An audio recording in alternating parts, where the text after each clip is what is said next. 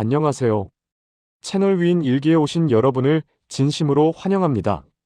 오늘은 조선 역사상 가장 뜨거웠고 가장 처절했으며 끝내 핏빛으로 물들었던 한 남자의 일기를 펼쳐보려 합니다. 광기와 예술, 그리고 뒤틀린 사랑 사이를 위태롭게 걷던 왕 연산군, 그리고 그를 둘러싸고 도덕이라는 이름의 칼날을 휘둘렀던 성종 유신파들의 숨막히는 심리전을 준비했습니다. 본격적인 이야기를 시작하기 전에 위인 일기 구독과 좋아요 꼭 눌러주시는 거 잊지 않으셨죠? 여러분의 응원이 큰 힘이 됩니다. 그리고 오늘 방송을 들으시는 여러분이 지금 어디에 계시는지, 그리고 연령대는 어떻게 되시는지 댓글로 살짝 남겨주세요. 여러분과 더 가까이 소통하고 싶은 마음입니다. 그럼 500년 전 한양의 공기를 가르던 그 서늘한 욕망의 현장으로 지금 바로 떠나보시죠. 여러분, 혹시 흥청망청이라는 말의 유래를 아시나요? 요즘은 돈을 막 쓴다는 의미로 쓰이지만 이 말의 시작은 연산군의 지독한 탐닉에서 비롯되었습니다. 연산군은 전국 각지에서 춤과 노래에 능한 기생들을 뽑아 흥청이라는 이름의 예술단을 조직했죠. 상상해보세요. 엄숙해야 할 경복궁 근정전 앞마당이 오늘날의 강남 초대형 클럽처럼 변해버린 광경을요. 수천 명의 여인이 붉은 비단 자락을 휘날리며 춤을 추고 왕은 그 한가운데서 황금 술잔을 기울입니다. 당시 선비들의 눈에는 이게 어떻게 보였을까요? 지금으로 치면 국가 예산을 몽땅 털어 매일 밤 호화 파티를 여는 재벌 3세 CEO를 보는 주주들의 심정이었을 겁니다. 하지만 연산군에게 이건 단순한 유흥이 아니었어요. 그는 세상의 모든 질서를 비웃고 싶어 했습니다. 너희가 말하는 유교적 도덕? 그게 다 무슨 소용이야? 내가 곧 법이고 내가 곧 쾌락이다. 라고 온몸으로 외치고 있었던 거죠. 이 화려한 파티 뒤에는 조선이라는 나라의 기틀을 흔드는 거대한 균열이 시작되고 있었습니다. 사건의 발단은 어느 날 밤 한 장의 낡고 붉은 저고리였습니다.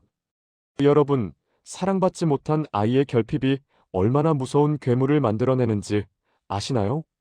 연산군은 자신의 어머니인 패비윤 씨가 사약을 받고 죽었다는 사실을 뒤늦게 알게 됩니다. 임사홍과 신수근 같은 측근들이 전해준 어머니의 피가 묻은 금삼. 그 피 묻은 천을 마주한 연산군의 눈동자는 어떻게 변했을까요? 아마 동공이 심하게 떨리며 평생 참아온 울분이 한꺼번에 터져 나왔을 겁니다. 요즘 말로 하면 심각한 트라우마를 정면으로 마주한 순간이죠. 그는 그 길로 할머니인 인수대비의 침전으로 달려갑니다. 할머니, 왜 그러셨어요? 왜 내 어머니를 죽였느냐고요? 벽에 머리를 들이받고 고함을 지르는 왕의 모습. 이건 단순한 분노가 아니라 사랑을 갈구하던 아이가 끝내 괴물로 변해버린 비극의 서막이었습니다. 성종 유신파들이 쌓아올린 도덕의 성벽이 한순간에 무너져 내리는 소리가 들리는 듯합니다. 연산군 하면 빼놓을 수 없는 여인, 장녹수. 여러분은 그녀를 어떻게 기억하시나요? 그저 왕을 홀린 요부. 하지만 기록을 자세히 들여다보면 흥미로운 사실이 있습니다. 장녹수는 당시 기준으로 절대 미인이 아니었어요. 얼굴은 평범했고 나이도 연산군보다 훨씬 많았죠. 게다가 아이까지 있었던 노비 출신이었습니다. 그런데 왜 천하의 왕이 그녀에게 그토록 집착했을까요? 연산군에게 장녹수는 엄마였습니다. 전하, 괜찮습니다. 다 울어도 됩니다. 모두가 왕을 임금으로만 대할 때 장녹수만이 그를 상처받은 남자로 안아주었습니다. 현대적으로 해석하자면 연산군은 심각한 애정결핍과 정서 불안을 앓고 있는 VVIP 고객이었고 장녹수는 그의 마음을 완벽하게 케어해주는 퍼스널 카운슬러이자 구원자였던 셈이죠. 그녀의 품 안에서 연산군은 비로소 왕관의 무게를 내려놓고 아이처럼 울 수 있었습니다. 하지만 이 지독하고도 아름다운 사랑은 동시에 나라를 망치는 독약이 되기도 했습니다. 연산군 시대에 가장 무서웠던 건 칼날보다 더 날카로운 말이었습니다. 연산군은 신하들의 목에 신원패라는 목걸이를 걸게 합니다. 거기에는 이렇게 적혀 있었죠. 입은 화의 문이여, 혀는 몸을 베는 칼이다. 요즘으로 치면 모든 공무원의 SNS를 검열하고 단체 단톡방에서 조금이라도 자기 비판적인 이야기를 하면 즉시 계정 삭제가 아니라 목숨 삭제를 해버리는 극단적인 조치였어요. 성종 유신파들이 그토록 중요하게 여겼던 언로, 즉 소통의 통로가 완전히 차단된 겁니다. 여러분, 상상해보세요. 회사에 출근했는데 사장님이 오늘부터 한마디라도 내 흉을 보면 바로 해고야라고 선언하고 하루 종일 감시 카메라로 입모양을 읽고 있다고 말이죠. 조선의 조정은 그렇게 침묵의 공포가 지배하는 지옥으로 변해갔습니다. 비판이 사라진 권력은 결국 부패하기 마련이고 연산군은 그 부패의 정점에서 스스로를 불사르고 있었습니다. 이제 연산군의 대척점에 서 있던 성종 유신파, 즉 살림 세력을 살펴볼까요? 이들은 요즘 말로 하면 ESG 경영을 강조하며 사사건건 태클을 거는 깐깐한 감사팀 같은 존재들이었습니다. 성종 시절부터 등용된 이들은 성리학이라는 원리 원칙에 목숨을 걸었죠. 전하, 도덕적으로 행동하셔야 합니다. 그것은 성현의 도리가 아닙니다. 매일같이 반복되는 잔소리. 연산군 입장에서는 이들이 얼마나 지겨웠을까요? 자기가 하고 싶은 일을 하려고만 하면 아니 되옵니다. 그를 연발하는 신하들. 사실 유신파들도 약점이 있었습니다. 그들은 도덕을 강조했지만 때로는 그 도덕을 권력 투쟁의 도구로 삼기도 했거든요. 그들의 정의감은 순수했을까요?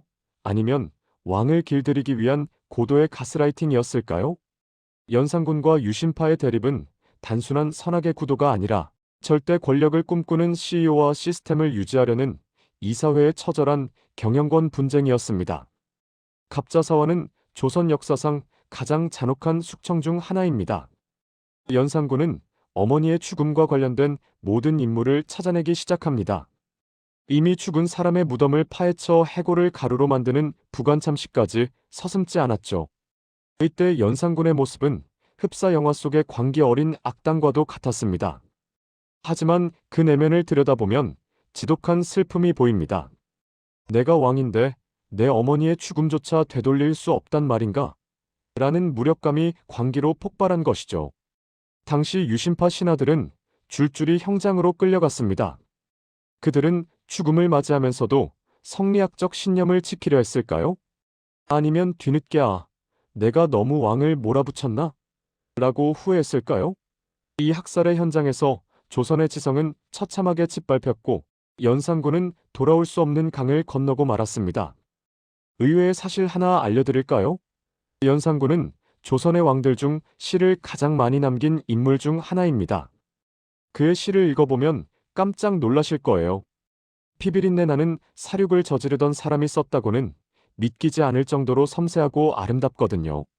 바람이 불어 꽃잎이 떨어지니 내 마음도 정처 없이 떠도는구나. 그의 시에는 고독과 허무가 가득합니다.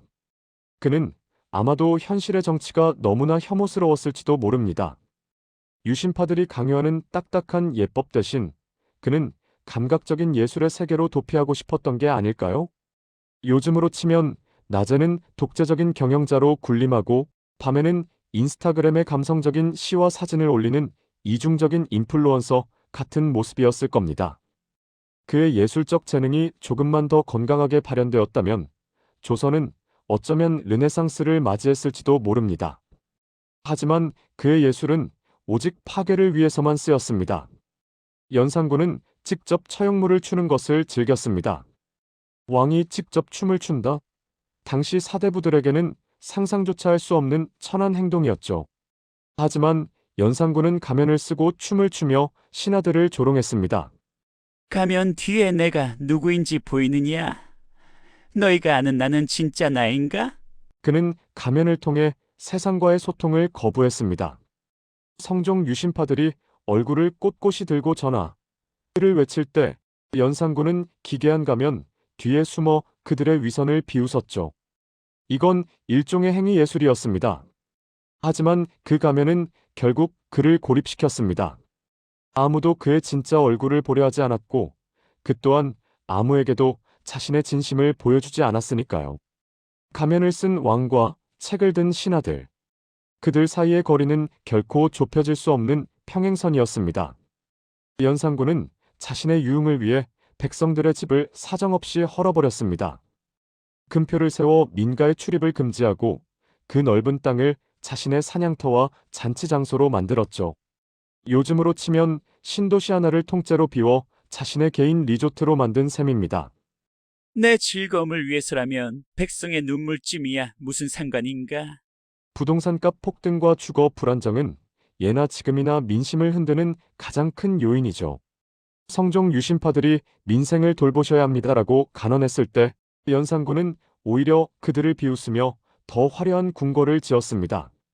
이러한 무리한 토목공사와 사치는 조선의 경제를 파탄으로 몰아넣었습니다. 요즘 말로 국가부도 위기까지 몰고 간 거죠. 왕의 개인적인 욕망이 시스템을 파괴할 때 그 고통은 고스란히 약자들의 몫이 된다는 역사적 교훈을 우리는 연산군을 통해 아프게 배웁니다. 연산군에게는 조강지처인 중전신씨가 있었습니다. 기록에 따르면 중전신씨는 매우 어질고 현숙한 여인이었다고 해요.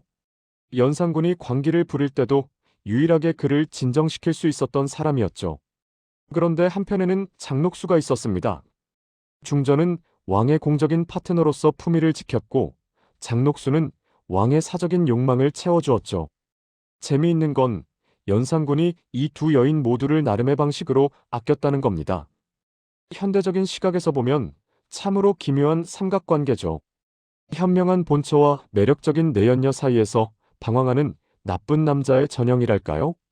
하지만 이들의 관계 뒤에는 권력의 암투가 숨어 있었습니다. 유신파들은 중전을 지지하며 왕의 광기를 억제하려 했고 장녹수의 무리는 왕의 총애를 등에 업고 국정을 농단했으니까요. 여러분, 제1부의 이야기는 여기까지입니다. 연산군의 화려한 파티 뒤에 숨겨진 슬픈 눈물, 그리고 그를 압박하던 유신파들의 숨막히는 대립이 조금은 느껴지시나요? 이어지는 제2부에서는 연산군의 몰락을 가져온 결정적인 사건들, 그리고 성종 유신파들의 치열한 반격, 그리고 오늘날 우리가 이 비극적인 역사를 어떻게 바라봐야 할지에 대한 깊이 있는 통찰을 전해드리겠습니다.